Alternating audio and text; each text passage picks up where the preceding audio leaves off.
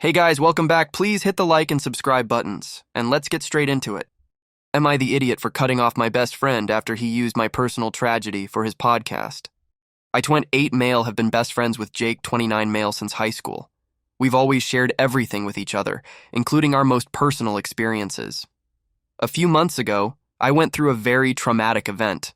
My younger brother was involved in a serious car accident and was in critical condition for weeks.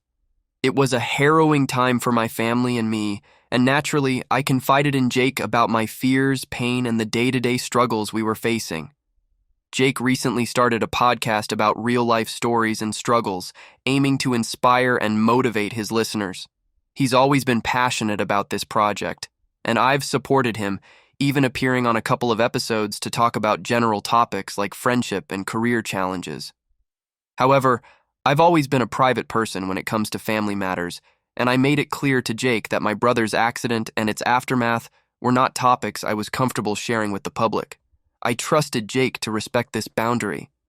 About a week after our last conversation about my brother's condition, Jake released a new episode on his podcast.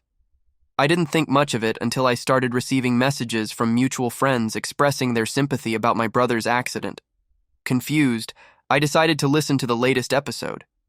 To my shock and disbelief, Jake had dedicated the entire episode to my brother's accident and our family's ordeal. He recounted everything I had told him in confidence, from the details of the accident to the emotional conversations I had with my family. He even played a voice message I had sent him during one particularly tough night at the hospital where I was barely holding myself together. Jake narrated everything with added dramatic flair, and while he didn't use my name, it was obvious to anyone who knew us that it was my story. He talked about how this experience was a profound lesson in resilience and the power of family bonds, completely ignoring the fact that this was my real, ongoing pain, not just content for his podcast. I was stunned and felt utterly betrayed.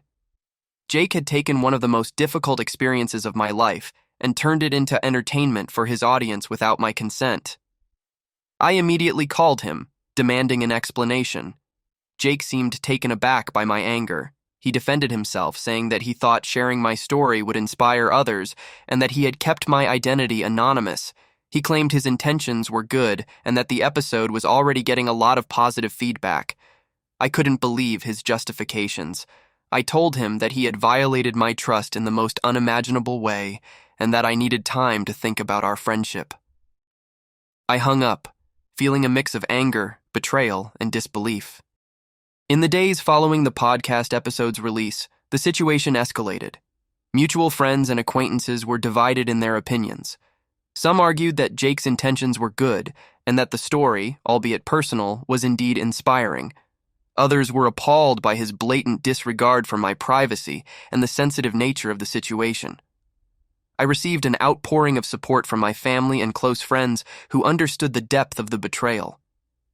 My brother, still recovering, was upset and felt exposed. This added to my frustration and anger towards Jake.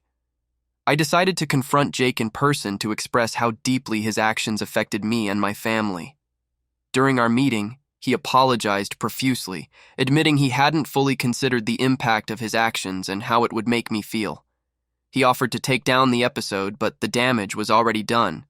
The story was out there, and people had heard it. The trust I had in Jake was shattered. I told him I needed space and that I couldn't see how our friendship could continue. He seemed to understand, and we parted ways with a lot of unresolved feelings. In the weeks that followed, I focused on my family and supporting my brother through his recovery.